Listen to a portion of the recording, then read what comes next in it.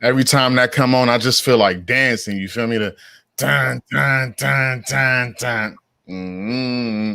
Shout out to Quan with the taco meat. Hey, hey, hey, hey, Hey, hey, hey, hey, hey. Welcome, man. Welcome, man, to the Field Level. This is the Field Level Football Podcast of the West Coast. Y'all know we get on every Sunday night following the Sunday night football game just to recap some really good football. Week 3 is now wrapping up. We still got Monday night game of the week, Ravens versus the Chiefs. But what a day we had in football today. Great day.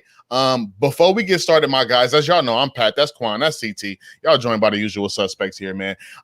Before we really even get started on today, I bleed Niner red and gold and Lakers purple and gold. My Lakers is to the chip. My Niners get the win. I'm feeling good today, y'all. How y'all feeling today, bro? did you make that shirt? Facts. Nah, I didn't make it. You know, it kind of came like this because I don't know. they know if you're a Niner fan, clearly you need to be a Laker fan. Yeah, I guess so. But everything is everything. It's a good day. How y'all doing? That's how you feel. Jeez, let me put my Yeah. camera up. I'm gonna move my face up a little bit because y'all hating.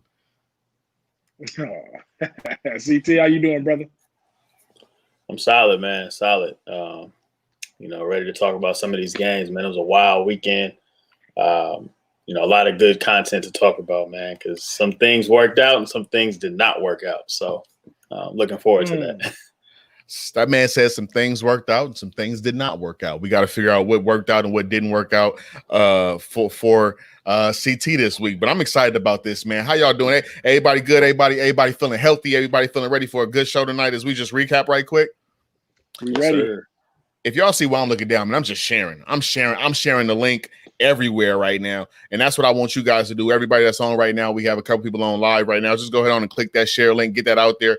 If you have yet to do it, go ahead on and subscribe right over. Dang, I always get this wrong. Right over there at that bottom. Hit that subscribe, hit that bell, be a part of the Field Level family, man. We getting ready to have a really dope show on today. But before we even get into the really dope show today, Field Level family, we have a birthday in the room.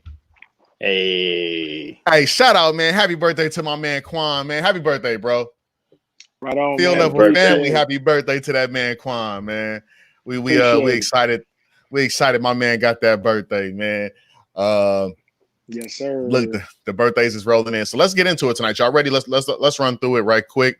Let's start off with the Rams and the Bills. Rams and the Bills. I believe that I called that game correctly.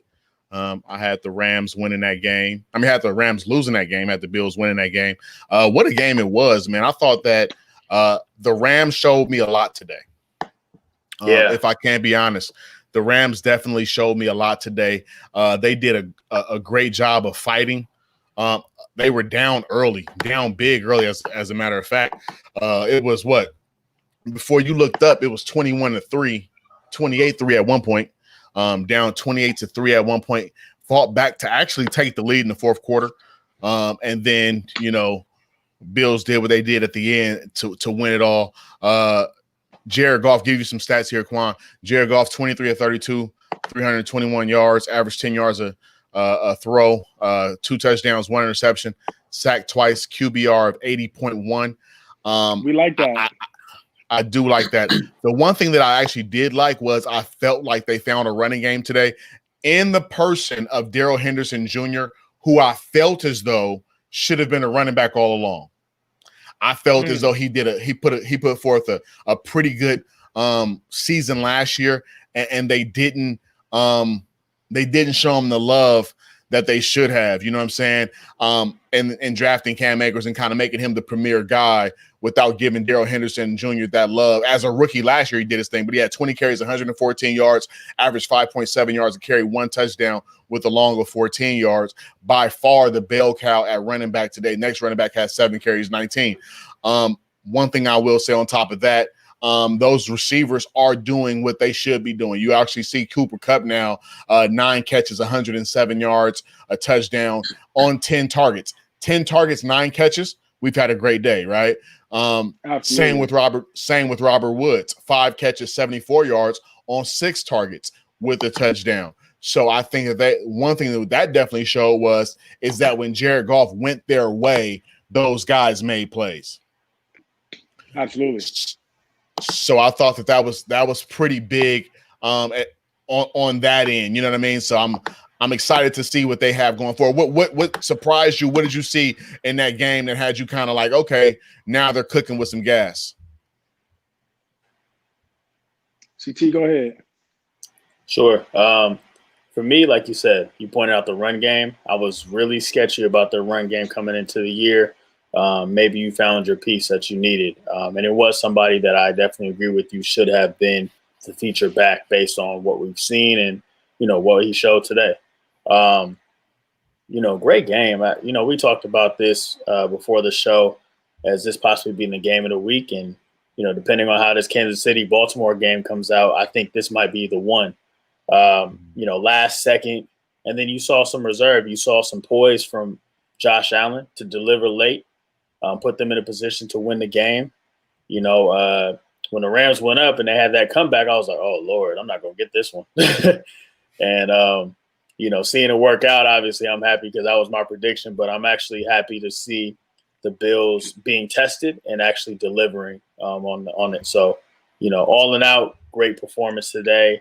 I'm really excited to see what this team can do as we move forward this year. Yeah, no doubt.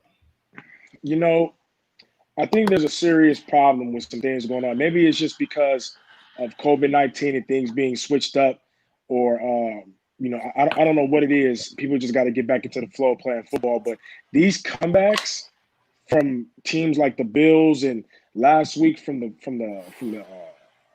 Cowboys against the Falcons, like, why are these teams letting up off the gas? I'm sure they're not doing it on purpose, but I'm just saying it feels like you can't be up 28-3, 28 to anything starting, the second half, and you lose.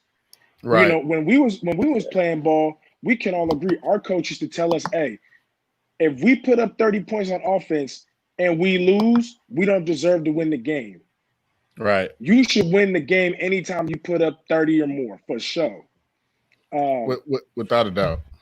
So I will say I'm impressed that the Rams can go up to that kind of a lead, but you're just as unimpressed by allowing Josh Allen to make that comeback. I will say I didn't get a chance to watch the game, but I saw some of the highlights. Jared Goff has been very accurate of these last couple weeks, and that's one of the big things. Or that was one of the kind of like the knocks on him. Is like when he doesn't have play action, he's kind of not as accurate, just being a pure drop back passer.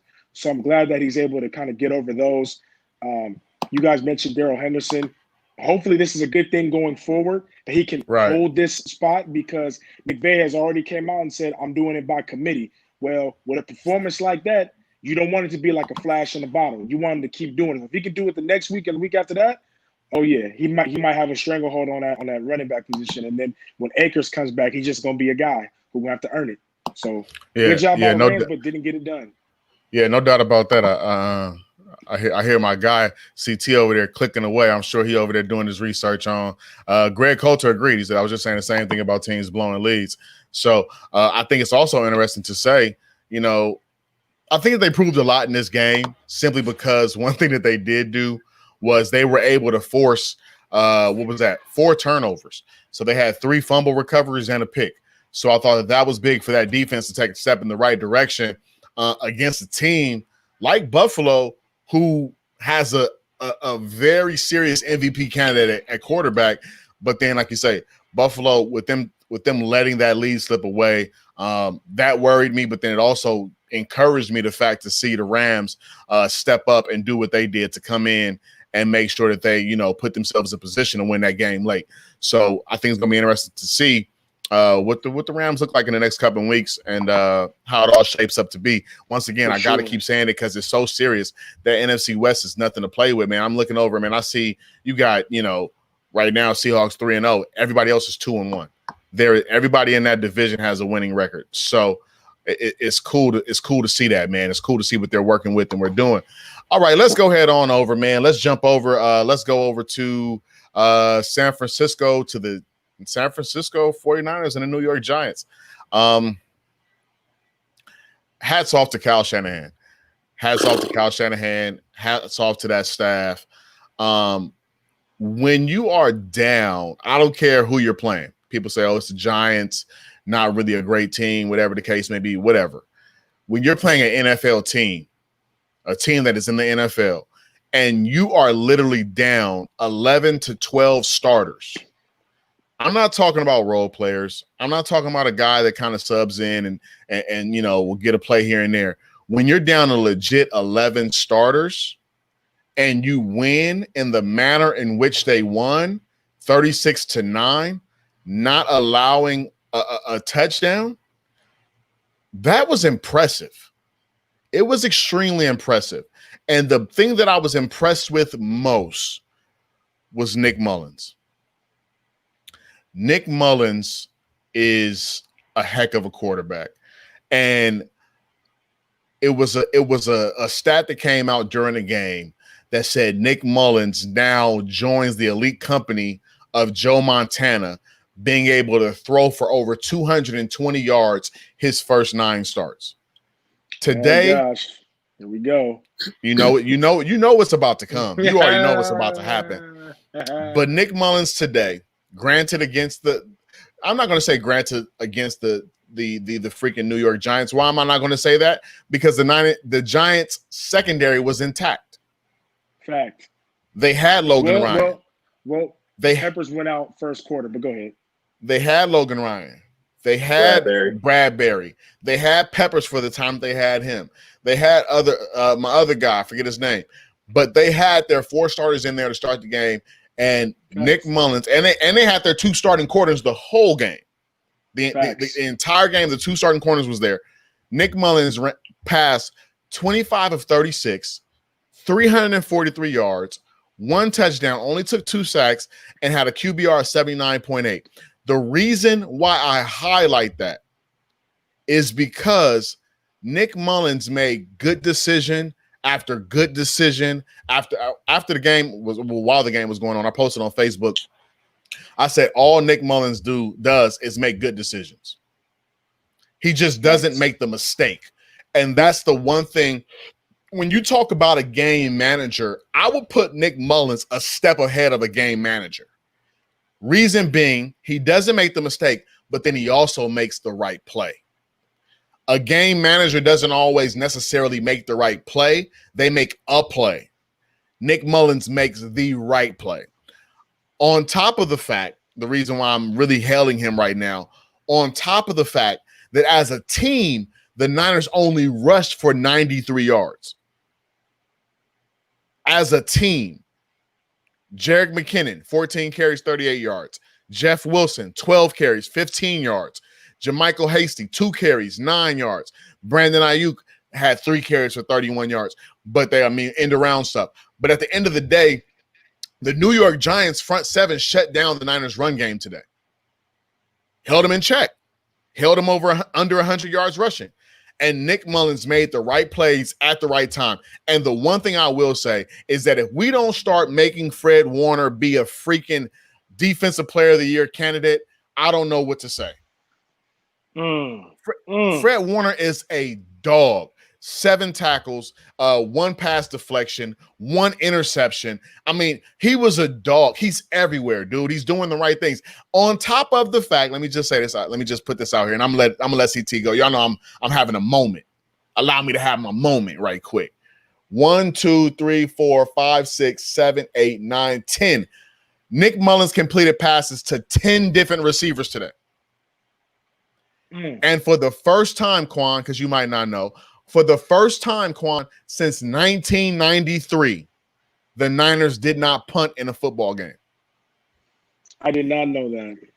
Every drive that the Niners had today ended in a scoring opportunity. They missed 1 field goal. Every other drive was a scoring opportunity.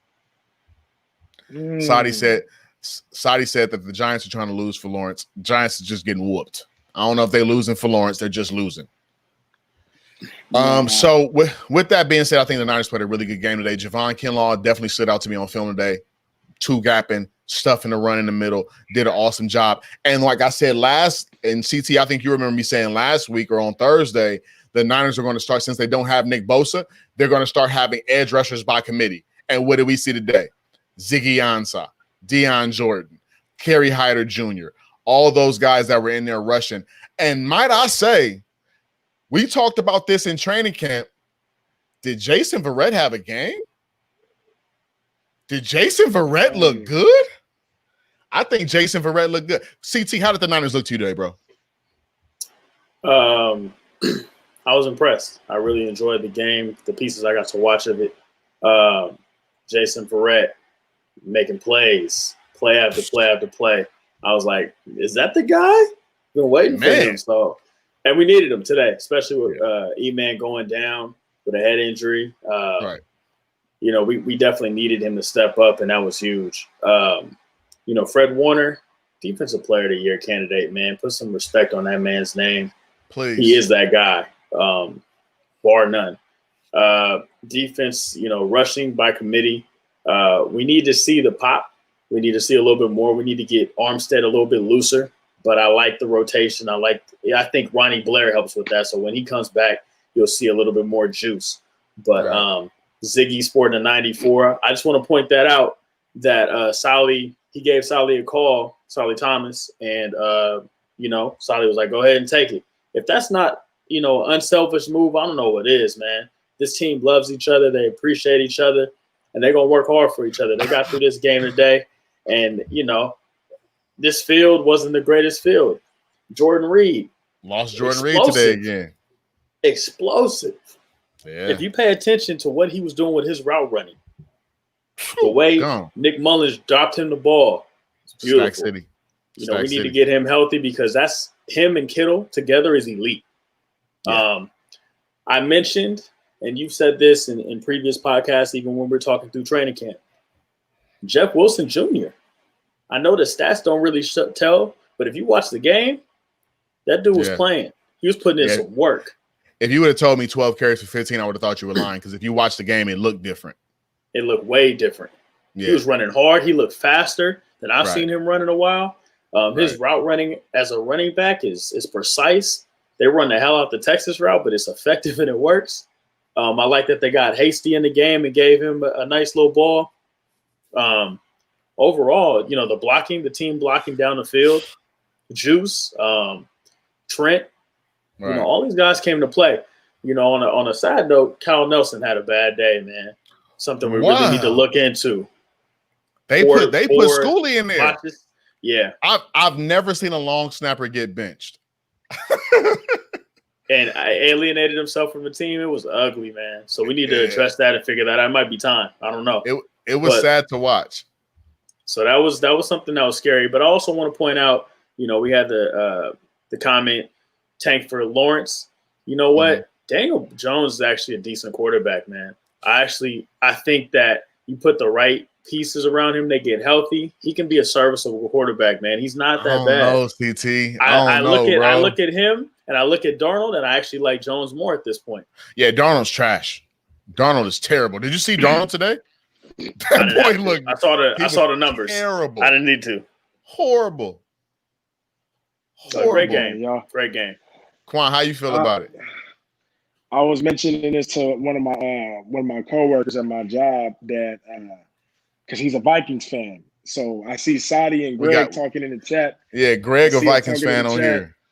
Oh, okay. So yeah, we definitely share the same sentiment, man. Because not only are you guys, I mean, Kirk Cousins is not elite, but he's not trash, right? But when you see the Vikings go 0-3 and they're not getting any better, and Kirk Cousins is not young, I could definitely see them getting a tank for Trevor. Shout out to Justin Jefferson too. And then, you know, kind of like schooling him until it's time to take over for Kirk. But anyway, let's get back on topic. Niners, man, you know, I didn't get a chance to watch the game, but I saw some of the highlights.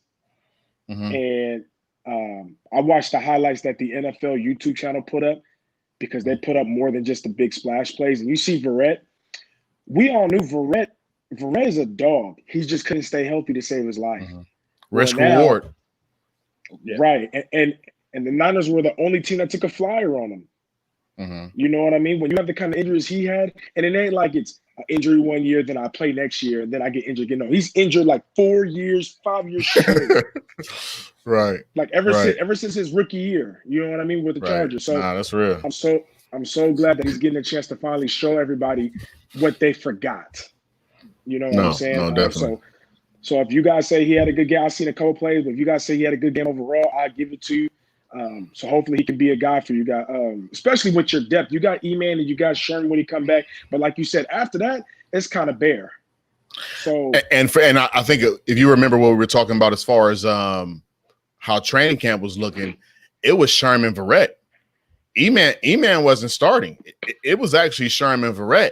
So I'm interested to see, when Sherm does return, if it's going to continue to be Sherman Verrett over Sherman E-Man. I think that's something to look out for and something to watch. How bad was his injury? Who? E-Man. E-Man, it looked like it was a neck, maybe head. He had a collision, so I can't really call it. Him and Tart collided. It was either a neck or head injury, so we don't know. It could either be a concussion or it was a pretty bad stinger. One of the two. Well, last thing I'll say, in E-Man's best case scenario, he needs to see the field, because when he goes back and watches the film in the DB room, like they're all going to, and he sees how Verrett played, he gonna want to get back out on that field. He gonna have to get back on that field, man. Kind of how T. Will was trying to do for the Raiders, but see how that worked out.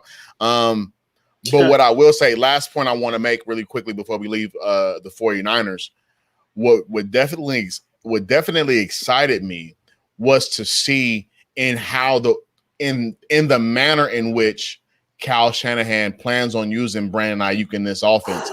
And when you look at how he's planning on using him, coupled with the return of Deebo Samuel, you might see some stuff. Some like end around double reverse, like some weird kind of shovel pass underneath on the backside of the end around. Like you're going to see some stuff happening with that 49er offense with those two guys who are dynamic. And I'll say this, and then I'm moving. One thing that Brandon Ayuk reminded me of, CT, is the receiver version of Frank Gore. He always falls forward. He always is breaking a tackle, falling forward. How huge is that? As you all know, in college, he led the nation in yards after contact, and I thought that was kind of it showed to what we saw today. Going forward, let's move on. Let's go to Detroit and Arizona. Quan, I'll let you kick that off. Quan, go ahead. I'm gonna let you kick that off. Hey man. Matt Patricia is no team's kryptonite except Arizona.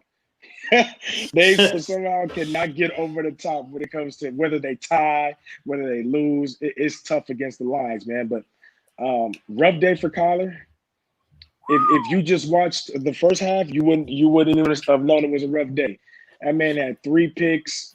But out of all the picks, to me, the worst one was against Okudah, when Okudah got his first career pick, with Kyler rolling to the right, and he tries to like throw it back, throw it back to Hopkins. He throws it late. He throws it a little bit behind, and that's all it needs because Okudah's right there. So Okudah was nice today, though. He looks well. I mean, he did get put on skates, but he had a couple of times but there was in particular, and I don't mean to cut you off, but just as I'm thinking about Okudah, there was in particular like a little screen step back quick pass to DeAndre Hopkins, and when I tell you Okudah flew up, bro, and popped Hopkins right there in the legs, dropped him, no gain actually for a loss, but Okudah did look nice. I'm sorry. See, but we need corners like that. We need corners that are not always afraid to like come up and like you come downhill and then you stop 4 yards ahead of them just to break down. Like, no, come up and make the hit. Like, come on. But anyway, if y'all new to the field level, y'all know Quan loves tackling corners. If you're not a tackling corner, Quan is going to hate you. I'm going to hate you, bro. It's the way it is. The last thing I'll say, and then I'll kick it off to you or CT about the Cardinals game. I hope they're not getting out of character. I know that Cliff Kingsbury has a very air raid style of an offense. He has a quarterback that can deliver that kind of an offense. He now has a primetime receiver. He had 10 catches on. I don't even know how many targets he had, but Hopkins had over 10. Isabella's 12 targets. finally 12. Isabella's finally coming into his own. It took a year to do that, but he's coming into his own now. But I hope they're not getting too out of character or getting too happy with their new toy in Hopkins, because if you look at the stats for Drake, I believe he has 71 yards rushing. You could double check that for me if you want. 18 carries, 73. 73 yards rushing on 18 carries. That's a very good average. That's like what, 4 point something? So 4.1. 4.1. So they need to keep him involved. He's a difference maker at running back. He's almost like a poor man's Alvin Kamara when you look at the way he plays, the way he catches the ball out the backfield, and his deceptive speed. Deceptive. Like he's scary like that. So hopefully they can get him more involved in the game, because that'll also take some pressure off of Kyler. Yes, it'll take some targets away from Hopkins, but we're trying to win games, and we're not trying to get Hopkins. Hopkins is already done with the give me 100 catches, but we ain't gonna win nothing. If he wanted to do that, he could have stayed in Houston. Right. That's so real. You're right. That's my only point. I hope they get him involved in the run game more. But tough loss though. Tough loss.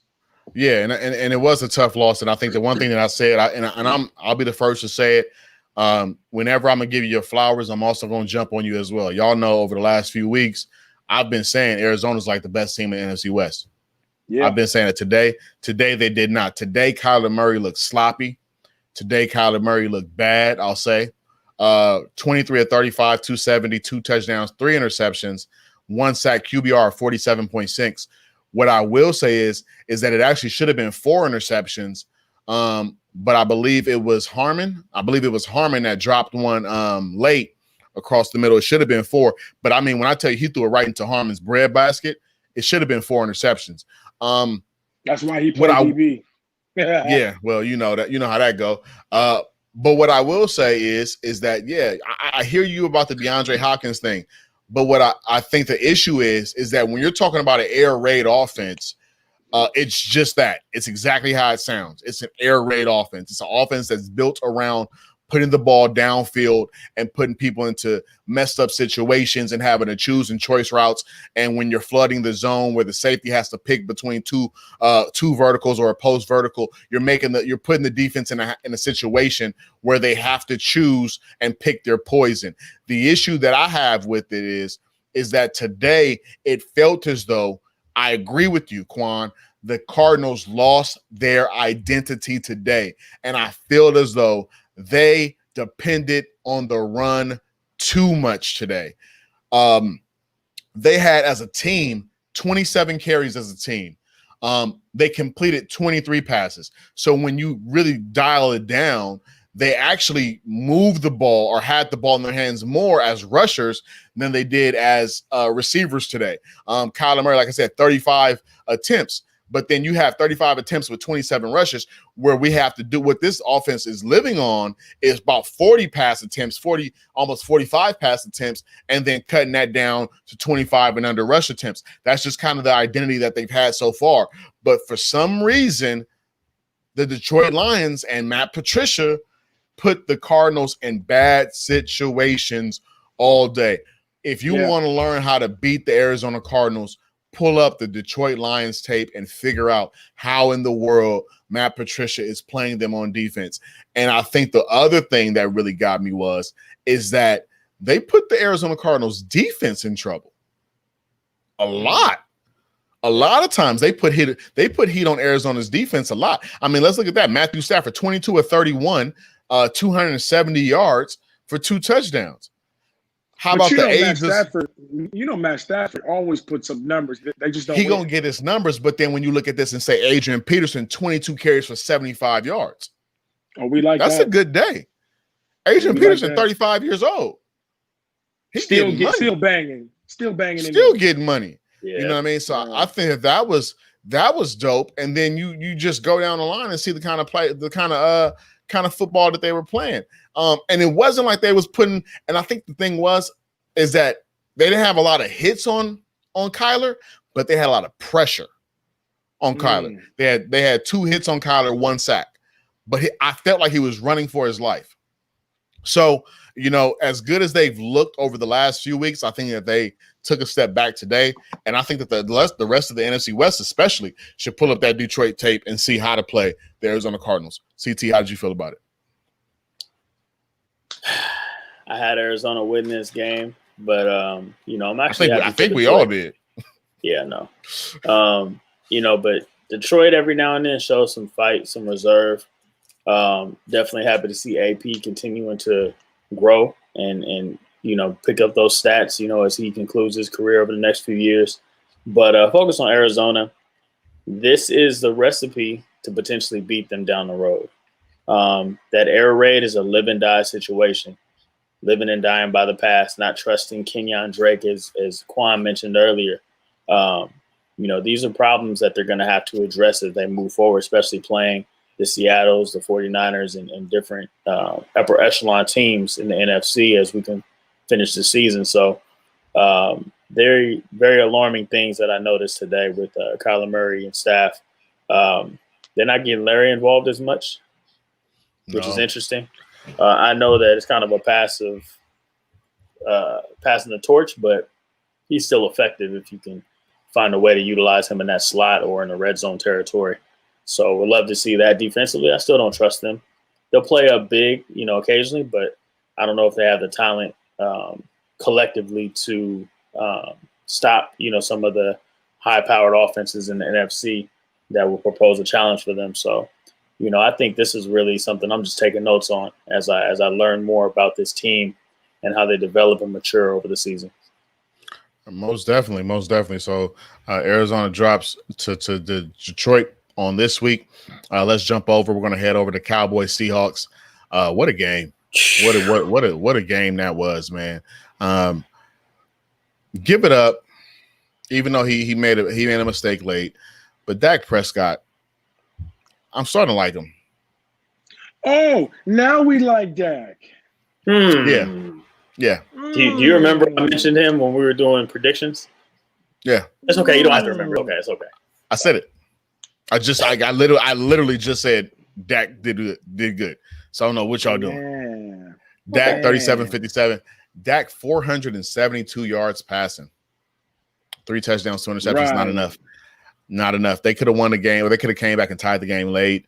Forced out of the pocket, scrambled, broke out of the sack, hand on the ground, spent the round, fled to his left, off balance, throw to the back of the end zone, and it's intercepted.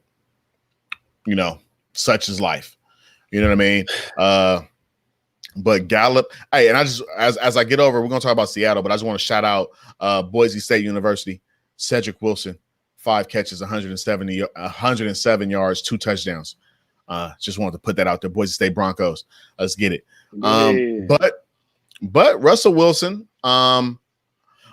what I will say is it felt good as a 49er fan to see Aldon Smith get the first sack on Russell Wilson today.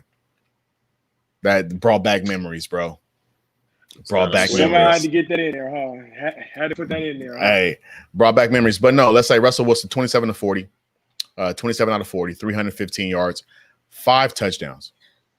This guy threw 5 touchdown passes, bro. Yeah. No picks. Big Russ. 5 touchdown passes, no picks. He is the sole reason why I lost to CT in fantasy today, because he threw 3 touchdowns to Tyler Lockett. CT started Tyler Lockett. Who starts Tyler Lockett? But I do. I win, baby. I do. So CT started Tyler Lockett. Tyler Lockett went for 9 catches, 100 yards, 3 touchdowns, and is the number one reason why I lost to CT today. Is it? Yeah, because if DK Metcalf would have did what he was supposed to do, I would have been fine. But DK Metcalf is DK Metcalf. DK Metcalf had a Leon Lett moment today.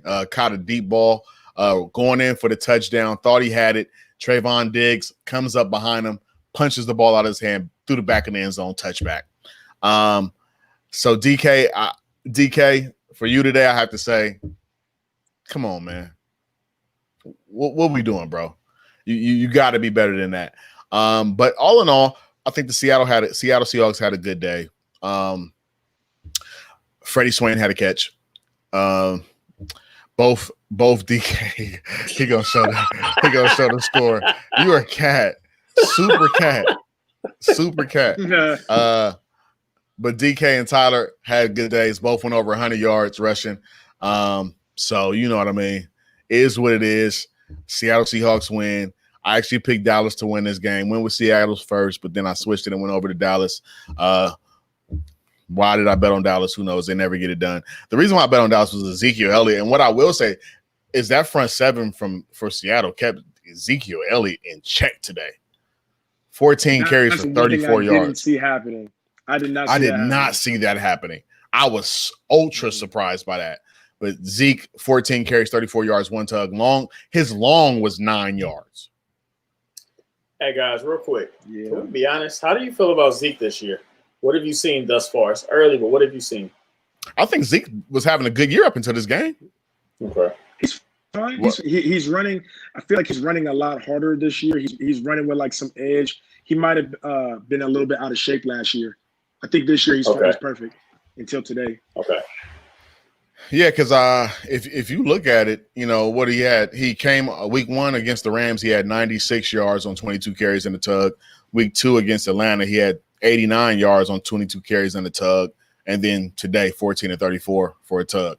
So he's averaging a touchdown in all 3 games, but he's been right around that 90. He was right around that 90 to 80 yards a game.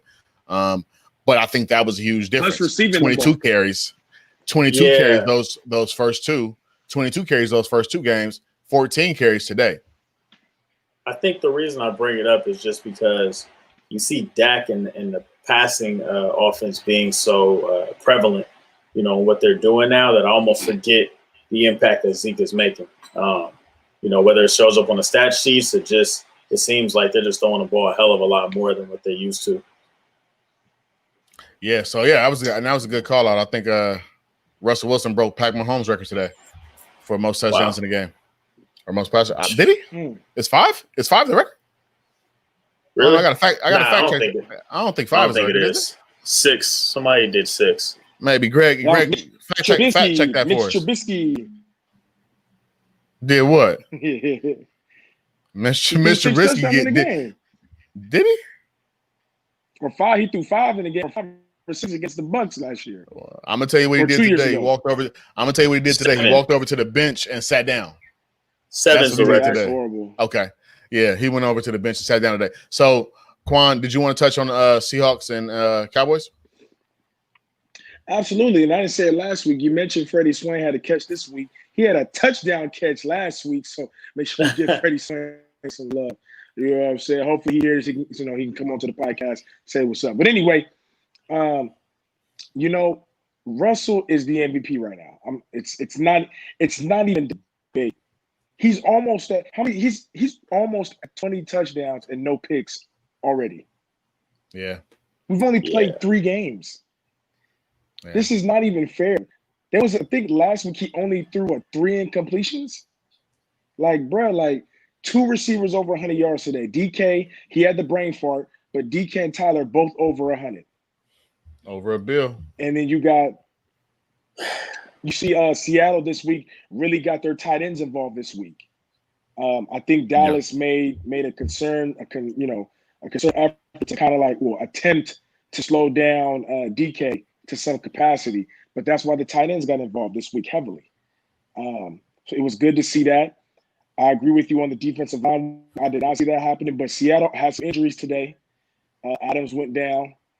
With a little bit of an injury. He did. He did not finish the game.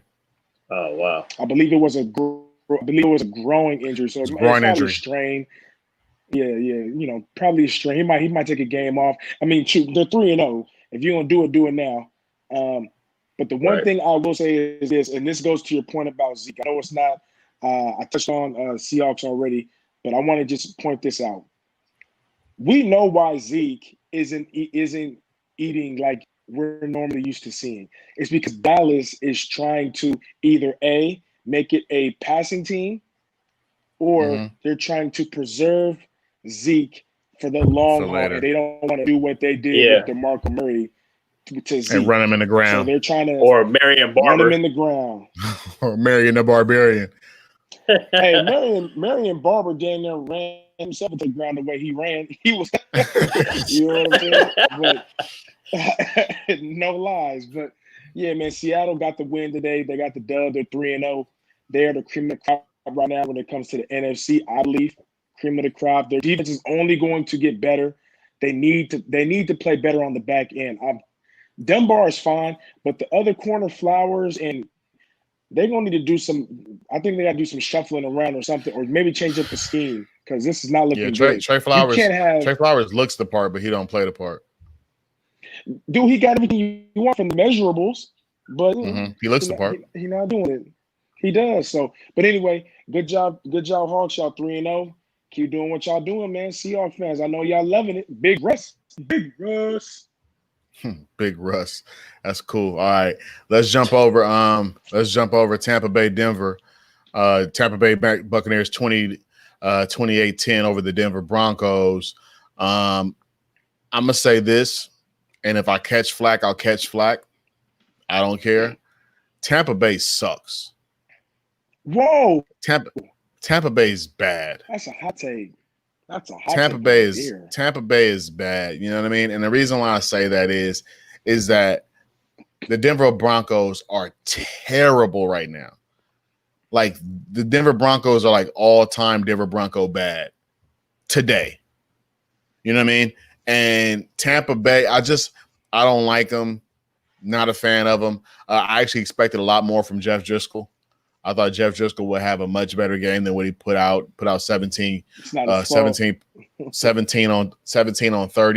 176 yards, 5.9 a carry, 1 touchdown, 1 interception. Then he got pulled and benched after having a QBR at 21.5. Got sacked 5 times for a negative 45.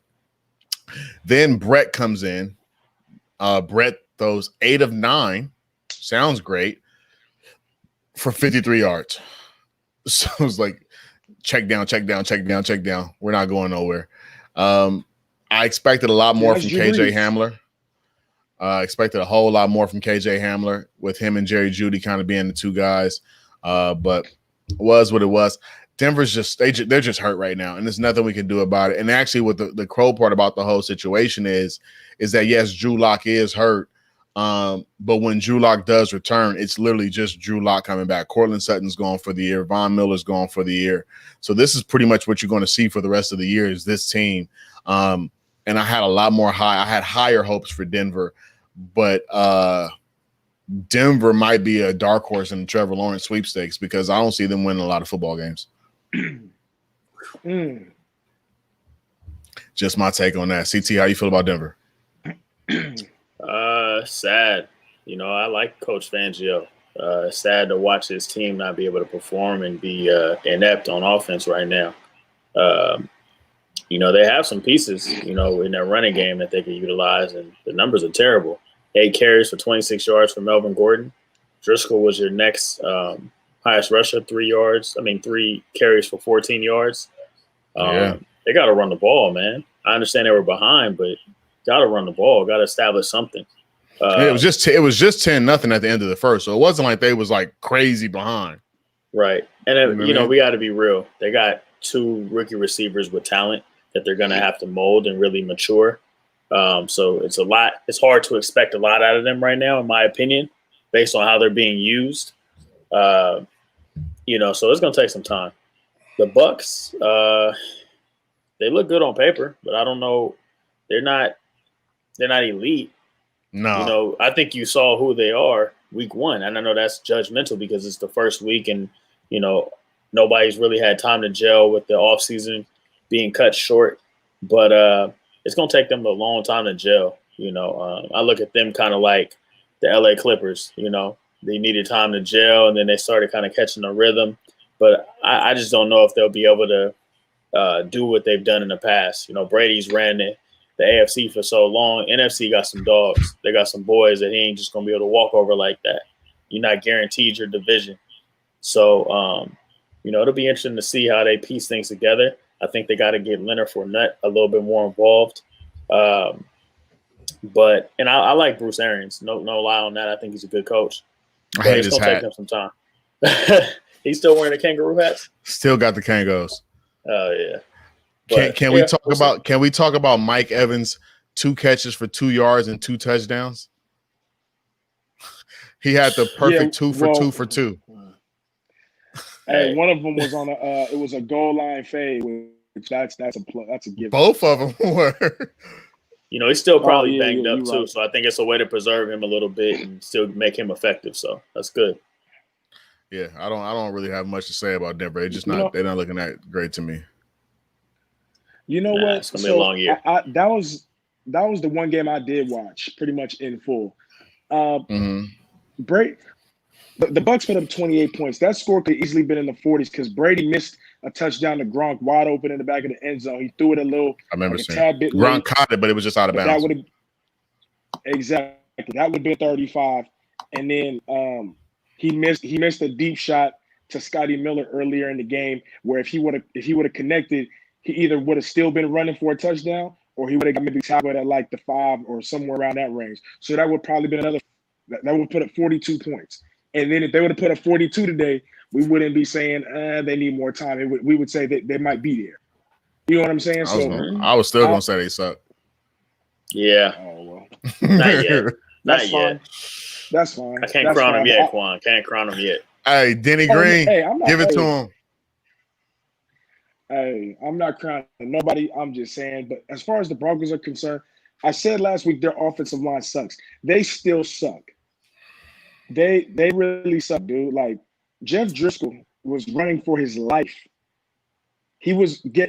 I think they mentioned at halftime he already had like 7 quarterback hits and 10 hurries, and like maybe 3 sacks. Shaq Barrett had 3 sacks by the third quarter. That's only one dude. What about the other guys? So, what's the linebacker? Devin White drilled him on a pass play that led to an interception by Levante David. He's nice.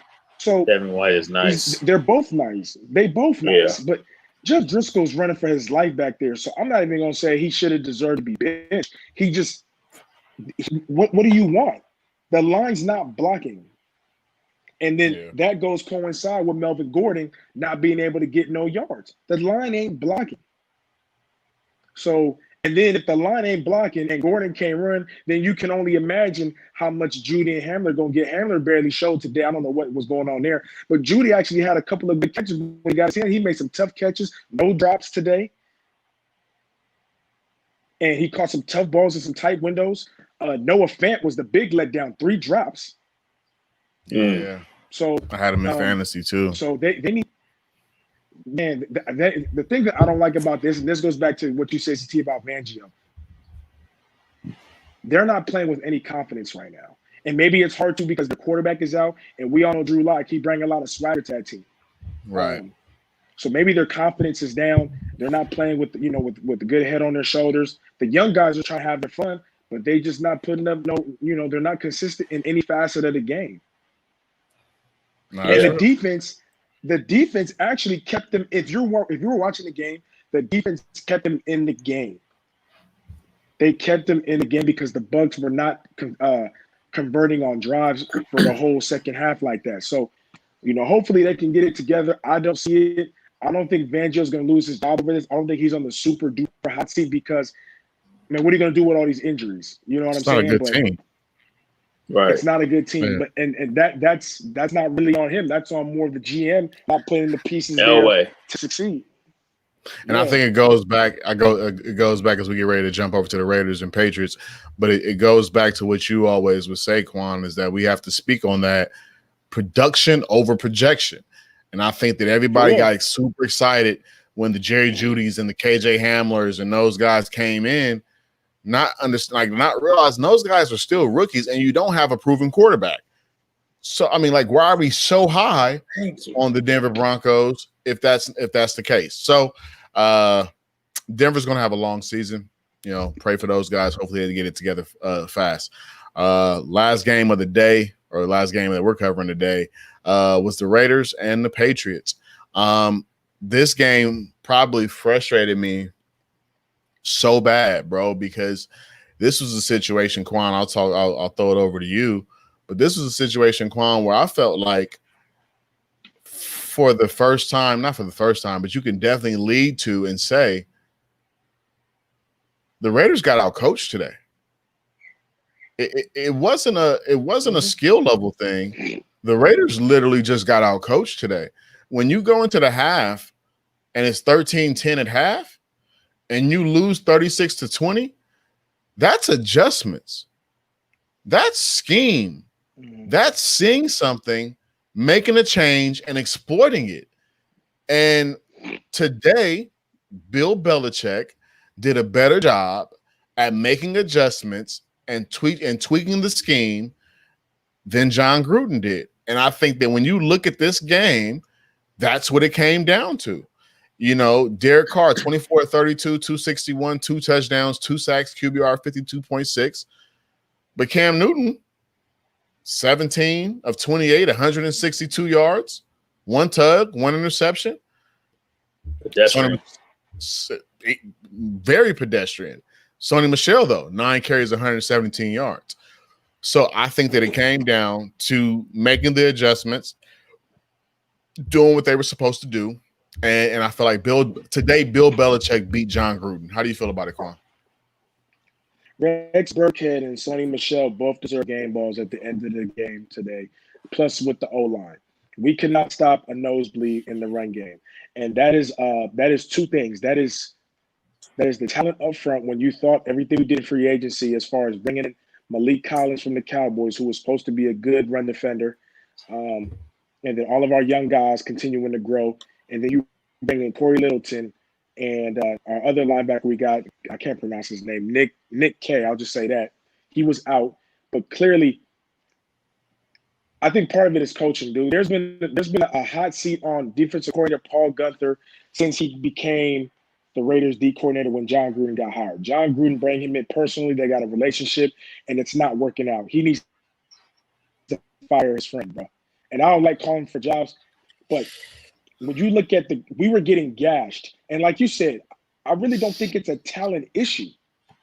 It's the way you're calling defenses. We're getting gashed. We looked very young today. You guys know where. Quan? Go ahead. Pointing this out just because what you just said about it being a talent issue. Can we clap for Bill Belichick? Because what Bill Belichick is synonymous of doing is taking your best player and eliminating him from the game. Right? Yeah, we talked about that last week. Yeah, we said they was going to take away Waller. Waller, 2 catches for 9 yards. Take your biggest threat and eliminate. Yeah, if you were watching the game, they had he come off the line and get chipped, so no free release. And then once he passed the second level, you had their rookie safety Duggar right there. So by the time before Waller gets into his route, the timing's already off. And Derek Carr, if you know, he's a timing guy. So claps to Belichick for that. But we are a young team. We look young. And I'm not going to give the guys a short week or none of that because this is the NFL. It does suck playing on short, but every team does it at some point. We missed the most tackles I've ever seen in my life. And I cannot stand, you guys know, I can't stand missed tackling. Stop diving at ankles without even trying to wrap. You're just throwing your shoulder in there. These dudes all swat like 4+. And you just gonna throw your shoulder pad in there? Like, I'm tired. I really hate seeing it. I hate seeing it because everybody's bouncing off of everybody. Abrams played horrible today. He's a good player. We all know that he'll bounce back. But the moral of the story, and I'll pass it on to one of you guys. Moral of the story is the defense did not look good, and we need to do something with Guenther. He either needs to change something or he needs to get up out of there. And then on offense, the only thing I'm going to point out is Derek Carr. 2 things really made me kind of irritated today. I'm glad he had a couple scrambles today. I'm glad he used his legs. He picked up a couple first downs. He should do more of that. And the other thing is when he's about to get sacked, I don't know if you guys saw the safety play because they got a safety on us. He steps up in the pocket, and when he sees the dude coming, instead of trying to run away from him and just to get out of the end zone, he goes like this. He curls up. You know what I mean? Like, stop playing scared, dude. Your back is fine. Your ankle is fine. Run away. Do something. I'll pass it to one of y'all. Not a good game today. No. Yeah. I think you guys are okay. I think it wasn't that bad. I don't have much to say, honestly. But I will say it's this pharmacist worker that y'all got at wide receiver that looks like a average Joe who just makes plays. Shout out to Hunter Renfrow, man. 6 catches, 84 yards, and a touchdown. Hunter Renfrow gets it done for y'all. So I just wanted to say shout out to him. And I think that you are seeing now with Brian Edwards can be special if allotted the right opportunity. So that's all I really got to say about that. CT, it's on you. Something about that white jersey with that 89. It's clean. Ain't it? Dude played well. Until he got hurt, he had a weird fall. I hope that he's able to recover from that. Hunter Renfrow, definitely playmaker, excuse me. Josh Jacobs, you could see how special he is, man. He really didn't get a lot, but 16 for 71, that was a hard 71, man, and he put it down today. You obviously didn't have, too much production from Darren Waller. You definitely needed Ruggs in this game to stretch the field a little bit, and that probably would have alleviated some of the stress on the run game. Defensively, y'all got to find your identity, man. Get that pressure and really get up the field and focus on the fundamentals. I know we didn't really have the traditional off-season training camps and stuff like that, but tackling, needs to be on the forefront.